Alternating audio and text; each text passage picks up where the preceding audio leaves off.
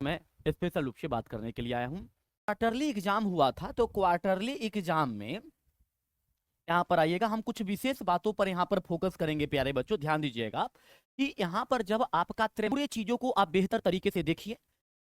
ज्यादा देर का वीडियो नहीं होगा, 8 से 10 मिनट का वीडियो होगा, और पूरा चीज देखने के बाद आप अपना एक उचित विचार जो आपका होगा वो आप कमेंट सेक्शन में ड्रॉप कीजिए। बेटा क्लास 12th वाले बच्चों के लिए बातें कर रहे हैं, ये है क्लास 12th वालों बच्चों के लिए कहानी है।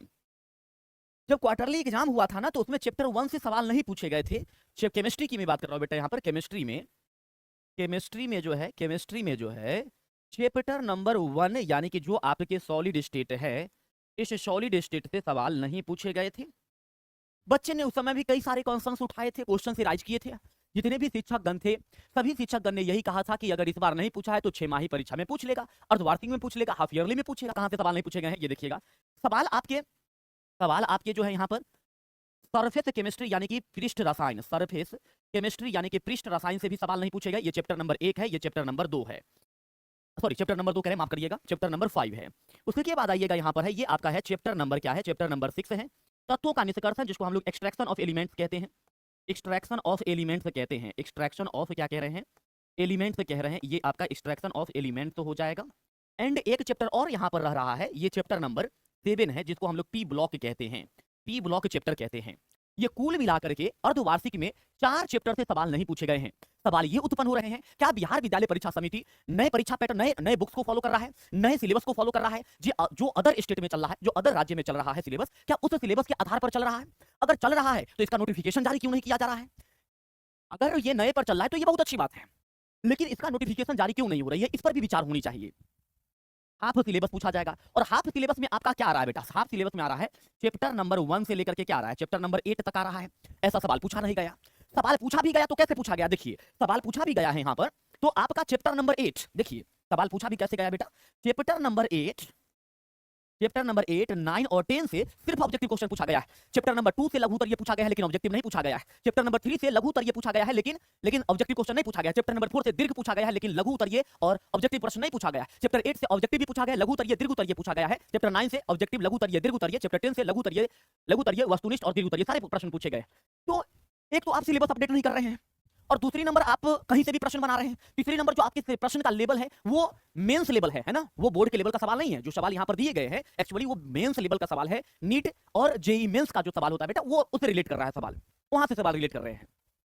तो हमारे कहने का मतलब ये है कि पहली नंबर बात कि आप तो पहला नंबर सिलेबस नहीं दे रहे हैं। दूसरी नंबर बात रखे हैं तो एक नोटिफिकेशन जारी कर दीजिए ना। बच्चे हैं, कोई रोबोट नहीं है कि जब भी चाहे सारे सिलेबस डाउनलोड कर लेंगे और जाकर के एग्जाम में लिख देंगे। ये भी इंसान है, इनको भी समझने की जरूरत है।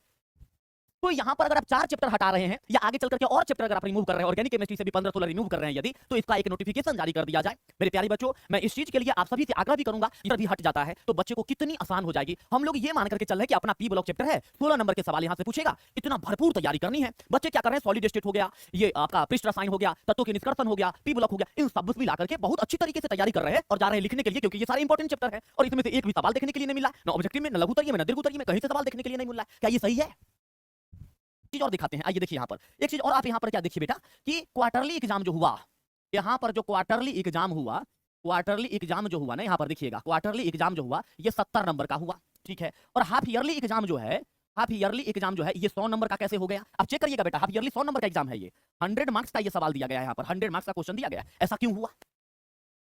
एक क्या एग्जाम में बदलाव आया? बदलाव अगर आया है तो आप प्रैक्टिकल अगर गायब कर रहे हैं, क्योंकि यहाँ पर 100 मार्क्स का सवाल पूछा गया मतलब प्रैक्टिकल गायब है। तो अगर प्रैक्टिकल गायब कर रहे हैं तो आप इस चीज का भी कंसर्न रख दीजिए। तो ये सारे चीज में कुछ नहीं है, और सिर्फ 2 ही 3 चैप्टर से ऑब्जेक्टिव पूछ दिए, 8 9 10 सिर्फ 3 ही चैप्टर से ऑब्जेक्टिव पूछ दिए आप। ऐसा नहीं होना चाहिए। बच्चे हैं, बच्चे के प्रति अपने लोग को सोच समझ करके चलना चाहिए। जो भी चीज करना चाहिए अकॉर्डिंग टू है नहीं, उसमें भी सिलेबस पहले दे दिया जाता है कि आपका ये सिलेबस है, यहाँ से हम प्रश्न पूछेंगे, लेकिन यहाँ पर तो कुछ सिलेबस ही डिफाइंड नहीं है। अब नंबर का हाफ ईयरली 100 नंबर का, सोचिए जरा। अब एक चीज और देखिए, यहाँ पर हम दिखाते हैं आपको, देखो बेटा यहाँ पर तीसरा नंबर सवाल देखिएगा, यहाँ पर अगर मेरे पास हो, चलिए देखिए यहाँ पर तीसरा नंबर सवाल में देखेंगे बेटा आप, यहाँ पर इसका आंसर 3 भी सही है, इसका सॉरी डी भी सही है, ए भी सही है। तो आप दो ऑप्शन करेक्ट दे रहे हैं, इसका बच्चे किस में टिक लगाए? तो एक चीज तो ये हो गया। अब आइए आप यहाँ पर 48 नंबर सवाल पर आइए, ऑब्जेक्टिव में पर आइए। देखिए यहाँ पर 48 नंबर सवाल में क्या है बेटा, 48 नंबर सवाल देखिए यहाँ पर ये रहा। 48 नंबर में जब इसका संकलन निकालिएगा तो इसका संकलन आएगा D2sp3, जबकि यहाँ पर एक ऑप्शन ही नहीं है D2sp3 का। कोई ऑप्शन नहीं है। 70 नंबर ऑब्जेक्टिव में आ जाइए, मैंने थोड़ा बहुत देखा है बेटा, मैंने पूरा नहीं देखा है, थोड़ा बहुत मैंने ऊपर ऊपर देखा है, तो मुझे ये पता चला है। अब 70 नंबर में आ जाइए, यहाँ पर 70 नंबर पे आइए, ये रहा 70 नंबर सवाल। फॉस्फेजिन का फार्मूला क्या होता है? फॉस्फेजिन का फार्मूला होता है COCl2 होता है, जबकि यहाँ पर ऑप्शन ही सही नहीं है, ऑप्शन ही गलत है। फिर हम किस आधार पर बच्चे का टेस्ट ले रहे हैं? क्वेश्चन तक सही नहीं है।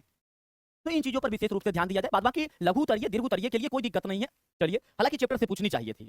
अगर सिलेबस अपडेटेड है, केमिस्ट्री का सिलेबस अपडेटेड है, या परीक्षा में कोई भी बहुत बड़ा बदलाव अगर होने जा रही है या हुई है, तो इसका एक नोटिफिकेशन जारी होनी चाहिए, ताकि बच्चों को इस चीज की पता चले और बच्चे उस हिसाब से तैयारी करें।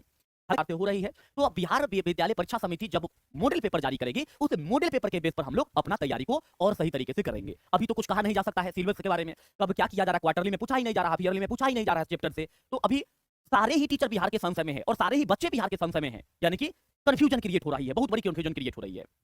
हालांकि बेटा हम लोग इस सेशन को ज्यादा लंबा नहीं करने वाले हैं, आपको जो उचित लगे, क्या ऐसा होना चाहिए, यानी कि क्या सिलेबस के बारे में कोई अपडेट नहीं देना चाहिए, अगर हटाया है तो क्यों नहीं अपडेट देना चाहिए, परीक्षा की तरीका क्या ये होना चाहिए, क्या परीक्षा पैटर्न में बदलाव आया, आप अपना विचारधारा प्रकट कर सकते हैं।